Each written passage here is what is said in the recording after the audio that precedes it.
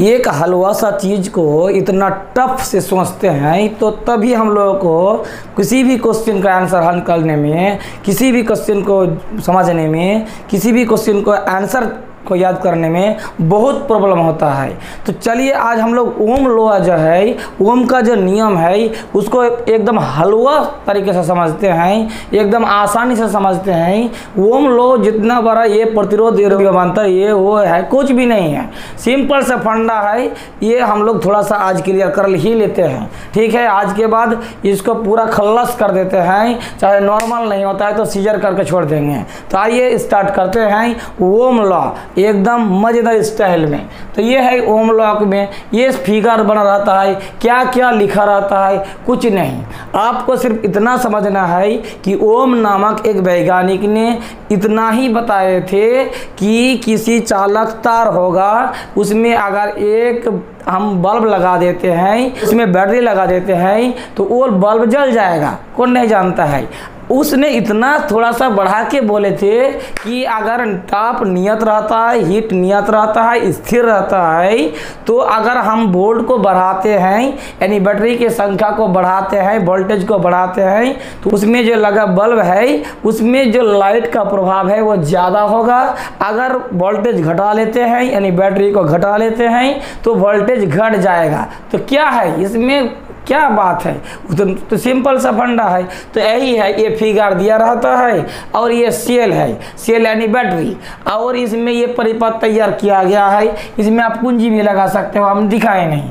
तो ये हुआ एमीटर, ये हुआ वोल्ट मीटर, और ये होता है रेजिस्टेंस। ये सिंपल सा हम लोग पहले से जानते हैं। ये हुआ कोई चालक तार जिसके द्वारा विद्युत धारा प्रवाहित होती है, कुछ भी नहीं है। अगर उसने इतना ही कहे थे कि ये वोल्टेज अगर इसमें बैटरी की संख्या को घटाते घटाते बढ़ाते हैं तो विद्युत तो वोल्टेज घट जाएगा बढ़ जाएगा, जिसके कारण विद्युत धारा प्रवाहित जो होगी उसमें से वो क्या होगा, घटेगा बढ़ेगा।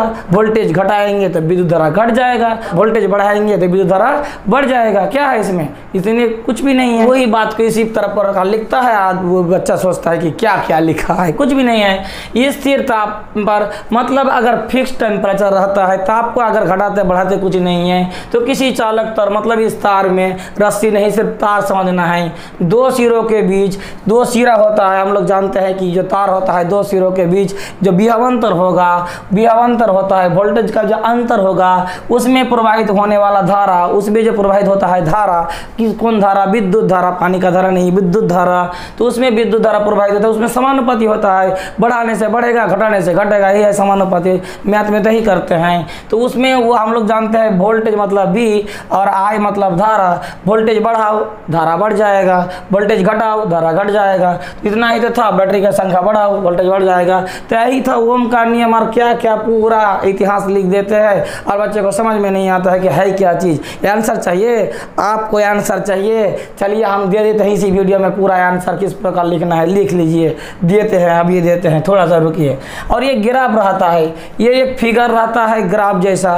इसमें क्या है, इसमें कुछ भी नहीं है। इस पॉइंट में इसमें कह रहा है अगर इधर हम लोग मान लेते हैं कि वोल्टेज और इधर मान लेते हैं धारा, और बीच में अगर रेजिस्टेंस कर देते हैं यानी जो नियतांक रेजिस्टेंस, रेजिस्टेंस आया कहाँ से, अगर हम समानुपाती को रिमूव कर देते हैं, हटा देते हैं, तो उसके जगह हम किसी रेजिस्टेंस यानी नियतांक को ले लेते हैं। तो यही है रेजिस्टेंस, प्रतिरोध। इसके बारे में कई मज़ेदार स्टाइल में हम रेजिस्टेंस को समझा चुके हैं। नहीं पता है आपको रेजिस्टेंस, डिस्क्रिप्शन में लिंक है, थोड़ा सा क्लिक करके देख लो, ये एक बार में ही समझ में आ जाएगा। तो ये इसमें ये कहा गया है कि ये है वोल्टेज और ये है धारा। अगर हम लोग 1 वोल्ट देते हैं, मान लेते हैं कि 1 वोल्ट बैटरी लगाए हैं तो 10 एम्पियर धारा प्रवाहित हो रहा है, मतलब मान लेते हैं। तो 2 में कितना होगा, 20 होगा, 3 में कितना होगा, 30 होगा, 4 में कितना होगा, 40 होगा। और क्या है इस ग्राफ में, क्या है, वोल्टेज बढ़ा रहे हैं, विद्युत धारा बढ़ रहा है, और कुछ नहीं। यही है ओम का नियम। इसे ही कहा गया है कि विभवांतर और उसमें प्रवाहित विद्युत धारा समानुपाती होता है। अनुपात हमेशा समान होगा। 1 बराबर 10, 2 बराबर 20, 3 बराबर 30, 4 बराबर 40, 5 बराबर 50। और क्या, यही है ओम का नियम। आपको समझ में आया है तो लाइक ठोक दीजिए, कमेंट बॉक्स में आपका मूल्यवान राय भी दिए। अगर वीडियो अच्छा लगा है तो शेयर भी कर दीजिए। वीडियो अच्छा नहीं लगा है तो लाइक भी नहीं करना है, सब्सक्राइब नहीं करना है, कुछ भी नहीं करना है। और अच्छा लगा है ना तो कर दीजिए, रिक्वेस्ट नहीं करना है, आप कर दीजिए। पास में बना बेल आइकन भी प्रेस कर लीजिएगा, इस प्रकार लगातार वीडियो पाने के लिए। और आंसर ये रहा आपका ओम का नियम का। लीजिए, ये रहा आपका आंसर ओम का नियम। पहले लिख लीजिएगा इस प्रकार, परिभाषा आप लिख लीजिएगा, फिर आप उसका दे दीजिएगा फॉर्मूला, आप एक फिगर, और इसका थोड़ा सा वर्णन कर दीजिएगा कि है क्या क्या चीज़। और फिर जो फिगर आप समझाएं, ये वाला फिगर साथ में ये वाला दे दीजिएगा। तो इस प्रकार आप स्क्रीनशॉट ले लीजिए इसका, तो अपना कॉपी में इसको उतार लीजिए और याद कर लीजिए। मिलते हैं एक और नए वीडियो के साथ, तब तक के लिए धन्यवाद।